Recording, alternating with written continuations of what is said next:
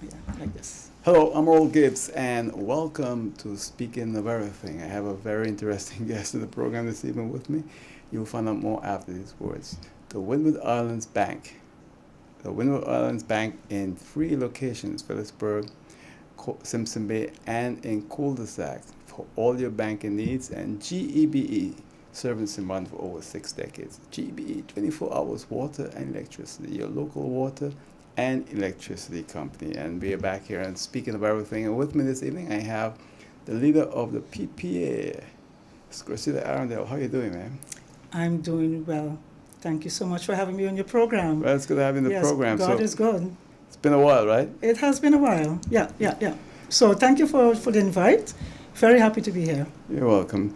So what's happening lately? Because people don't know, but you were the first president of Parliament, right? Yes. That's a long time ago. Well, 12 years. Yeah. 12 years already. Time has flown, Yeah. and now looking back, all I could say is that with that first parliament, that first team that Yeah. we had, I was very, very lucky, grateful to be at the right time, right place, right time, to be the first president of parliament and to be able to set up the entire parliament from scratch.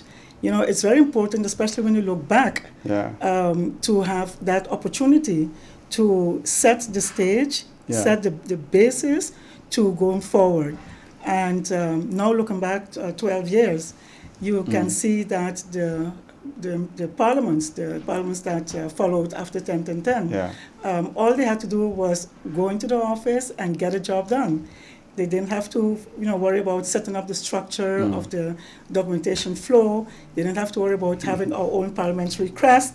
They didn't have to worry about Everything was done. Everything was done. Becoming a member of Parlatino. Yeah. So locally as well as internationally, the stage was set. Yeah. Of course, with the approval and the help of my fellow MPs, because without their support, of course, very little would have happened. So I'm very grateful. You served for what, 4 years? As I president? served 3 years, 3 full years, because don't forget between 2012 and 2013, there was the first change of government. And then government changed again in 2013. Yeah. And I was reappointed again by my peers to finalize that term. So 2014, that was the last. I guess you're lucky you had no one calling you dumb nothing, eh? Oh, Lord, no. For God's sake. No. Today's a No. crazy house. It is a crazy house, and it's a pity. It's a pity because I was speaking to someone just the other day, and they said, Miss Arundel of MP Arundel, still refer me to that. They said, the level of what is the level of discussions and how MPs speak to each other in the House of Parliament. It is very sad compared to when I was there.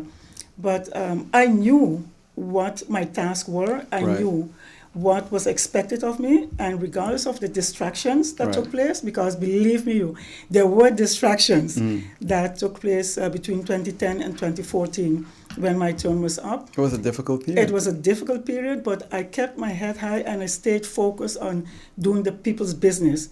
I made sure that we had the agendas were full, because that's one of the things as well. You have the opportunity as President of Parliament to set the agenda. Right. You discuss it with the Senioren Convent, meaning the 3 other members of Parliament, which are the vice chairs.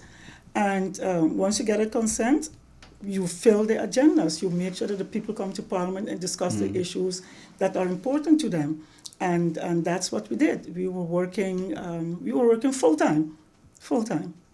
Now, looking back at St. Martin today, there are so many issues taking place. Yes. This whole thing about the Dutch government, and we complain a lot about the Dutch government, but it seems like we can't do simple, basic things for ourselves that we need outsiders to do for us.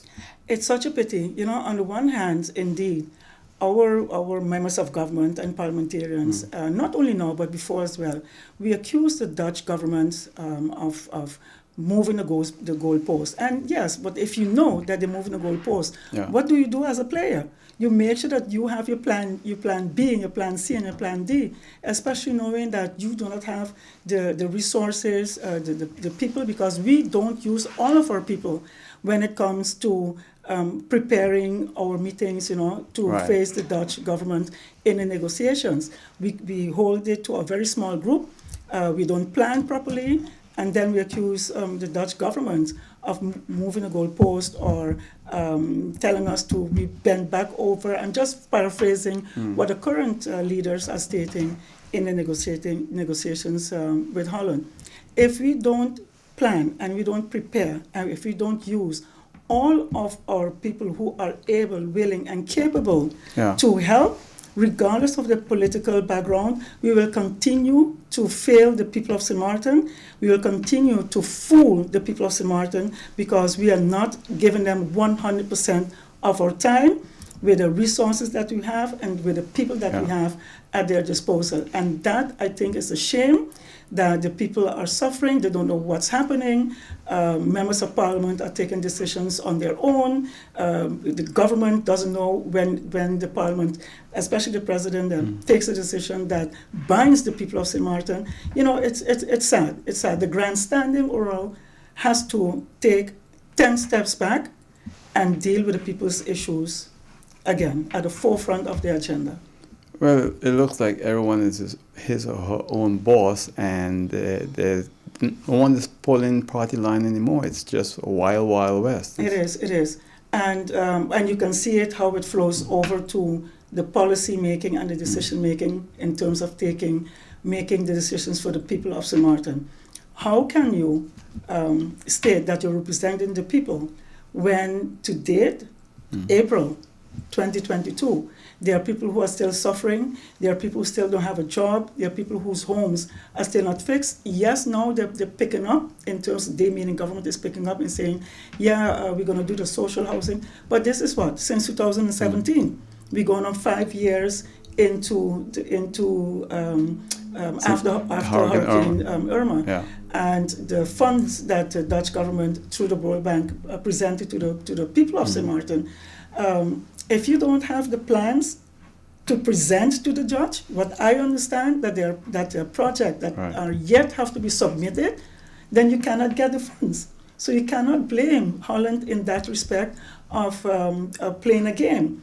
Even when Holland comes and set conditions like under this new administrative entity that they want to so-called impose again on St. Martin government. I'm not saying the people of St. Martin, but on St. Martin's government.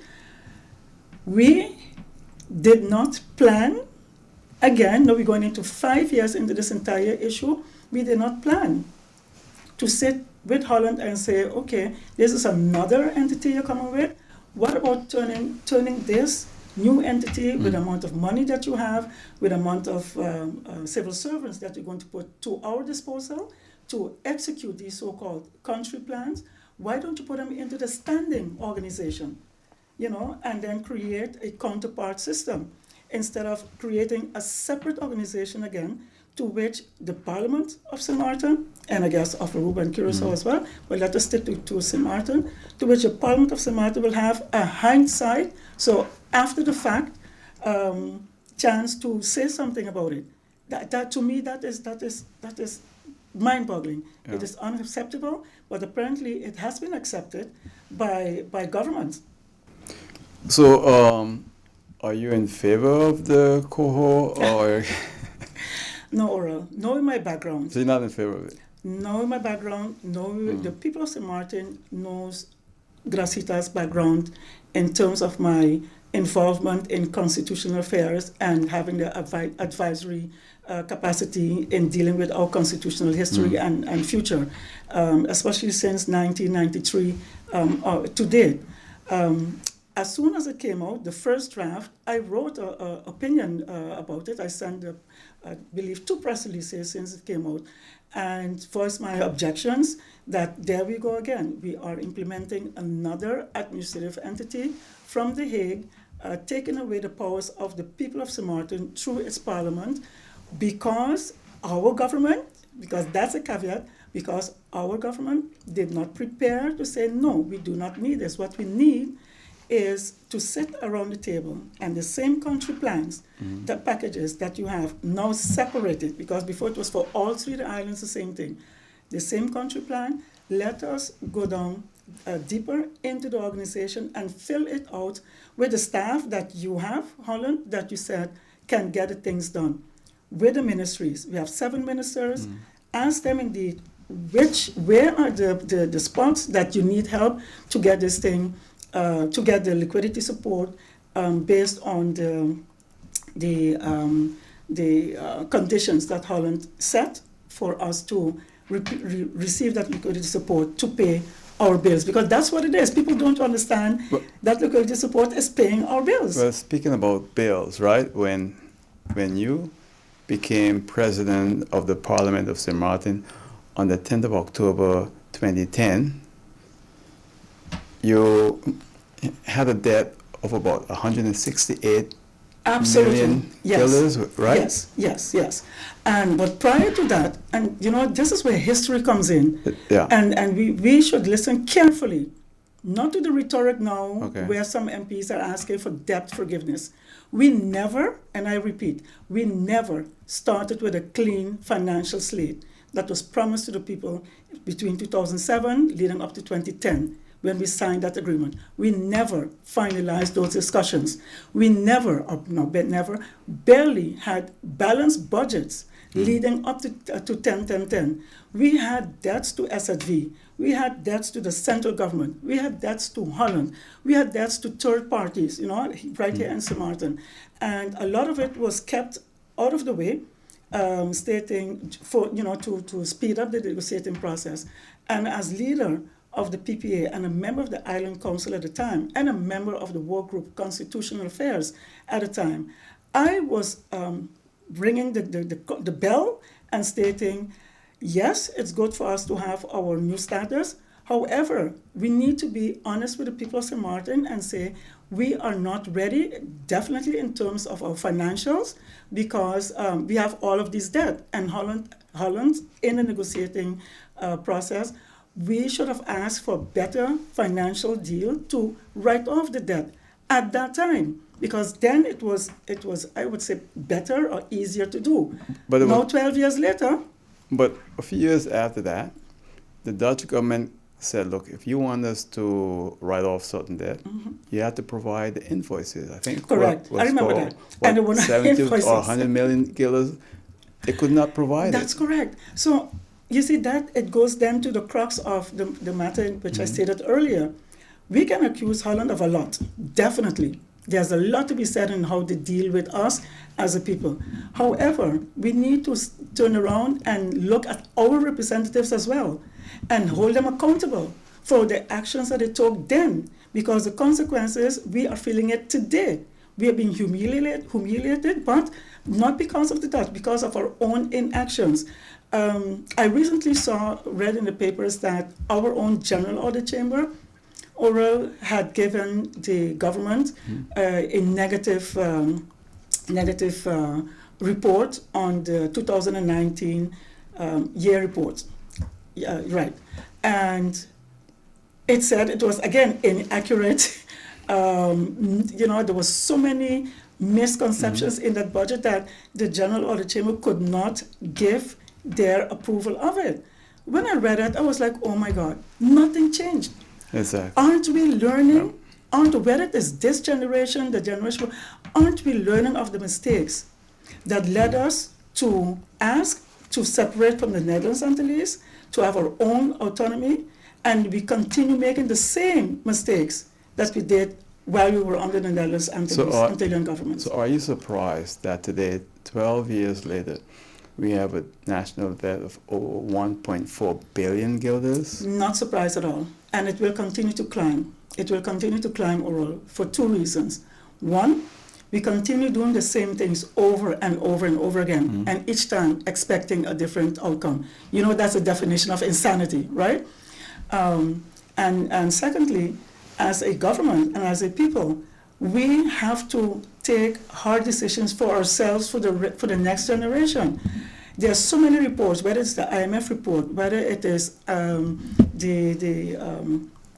the international agency that does integrity research, etc.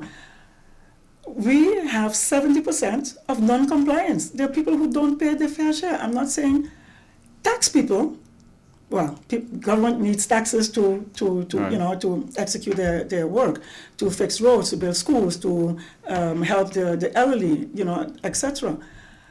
However, if we state, reports state that businessmen here in St. Martin have came out publicly just before elections. St. Martin has a $1 billion economy.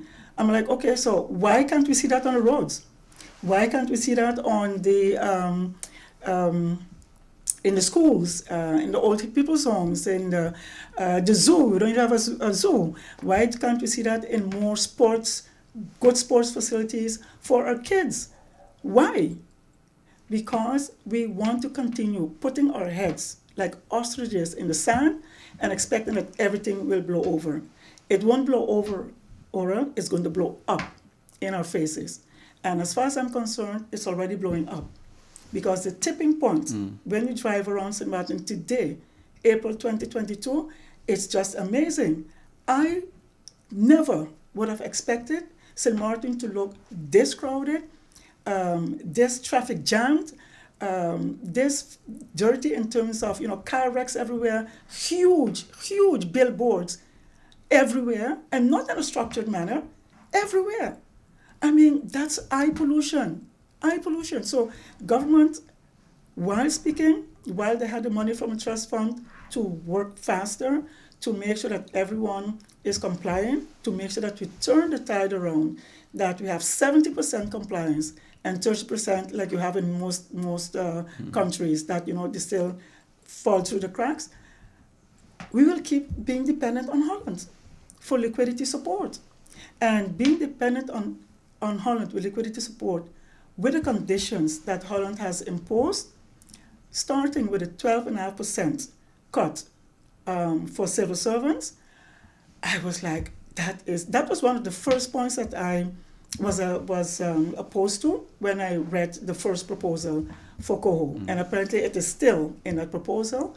I understood from media reports recently that with the new State Secretary of Kingdom Relations, Van Huffelen, that the 12.5% will remain as a condition. And I'm like, that is not good, Oral. That is not good. 12.5% in guilders for most civil servants who receive their salary in guilders. That is 50% less income for them, for the school, for the kids, for them to take the kids, for example, to swimming lessons or to after school activities or to do something extra with the kids or to save for vacation. That is gone.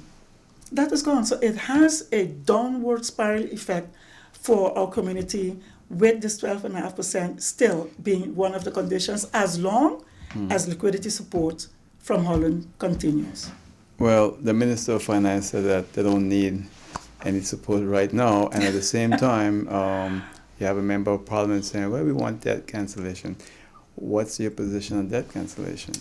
Do you think he has a valid point? Oral, my good friend, when and I'm not hesitating for the answer. I'm smiling and laughing, but actually I'm sad because I was with that same group, with the same MP at the time, asking for debt cancellation then. So prior to the negotiations, there's nothing wrong in continuing to push it for us to get debt cancellation because I think it is long overdue. But where were you? Were you grandstanding with the rest of the group and forgetting about the people at the time, knowing that down the line that our debt continued to accumulate and increase, and today it is indeed over 1 billion guilders? We knew it was coming because that old debt was not cleared. So yes, from the outset, the PPA and my person as the faction leader at the time was we stated it in all our press releases, in all of our discussions, in all our meetings and negotiations. We pushed for a clean financial slate at a time, and we pushed for debt cancellation at a time. And today, the chicken is coming home to roost. I have to go to a break. I was going to say MP, leader of the PPA, Ms. Gracita Arundel. When we come back, we'll find out more about her right here on Old is Life.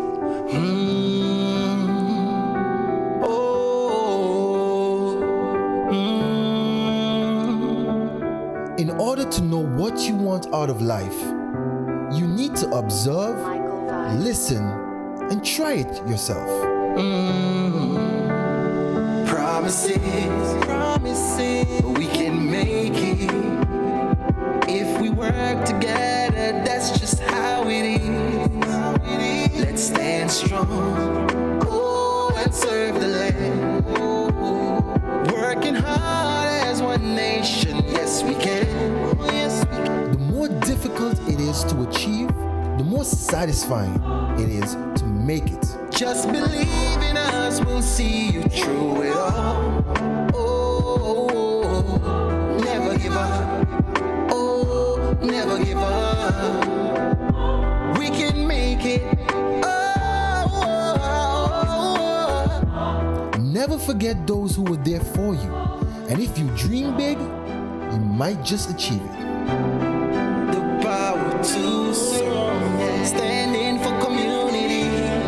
OGEB got the power to serve, the power to serve. We got the energy.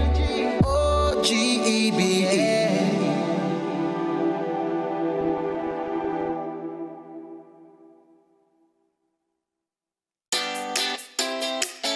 Make use of WIB mobile banking with easy access and direct usage of face recognition,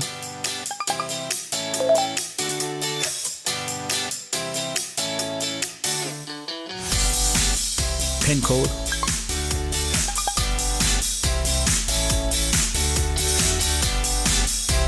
or fingerprint.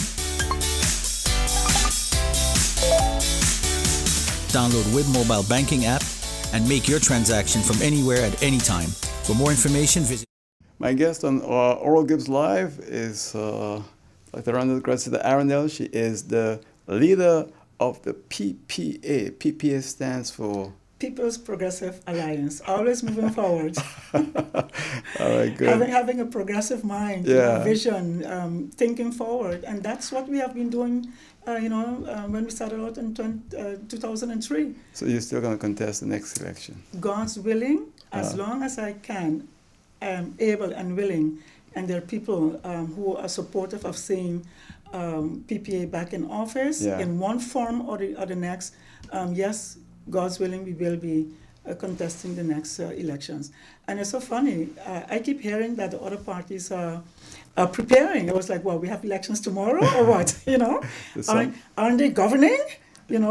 So what is very encouraging, the discussions that are taking place in general, but also the persons that are approaching me and say, you know what, you've been out of office now for 6 years, and 6 years have gone by so fast. And now more people could appreciate, what I've done while I was in office, how I conducted myself, especially being President of Parliament, taking the lead in things, and knowing that I can and I'm able and willing to contribute much more to this country as long as God gives me the chance to do so. Let me ask you this, because you was in the airport board at one time, right? I was the first. Yes, I was the first female president of the airport board operational company, 1999 to 2001, when we had 911, when the Twin Towers were bombed. Yeah, I remember that so well. It shook me to the core. I looked at an airplane so different, at the time. Yeah. But also, I had a very good working relationship with the managing director at the time, who is now our present governor, Dr. Anders Eugene Holiday. He was the managing director of the airport, and I was the president of the operational company at the time. And that's how the present structure came into being. So filling of the Flamingo Ponds. I remember that speech so well that it broke my heart. They blame you for the iguanas, huh? I know. After that, iguanas spread all over Simran. I know, but it shows again, Oral, that when you are entrusted to occupy a position in this country, representing your people, whether it is appointed or elected, you need to do it to the best of your ability, and you need to do it hit the ground running, not play games and take your time and have your tea parties. But time is going so fast, It man. is I have going to so ask fast. you, what do you think about what's happening now at the airport? Unfortunate. Two things. It has taken way too long, regardless of who is in charge, way too long after Irma to get our airport up and running. Whole islands in Dubai are created, in less that time time, than that. right. Or in China, whole cities are being built Right. in less time than that. And it is absolutely a downright shame that regardless of who is there, that to date, we still don't have our airport up and running. We sugarcoat whatever issues that are happening. Too much politics is being played, and it has to stop.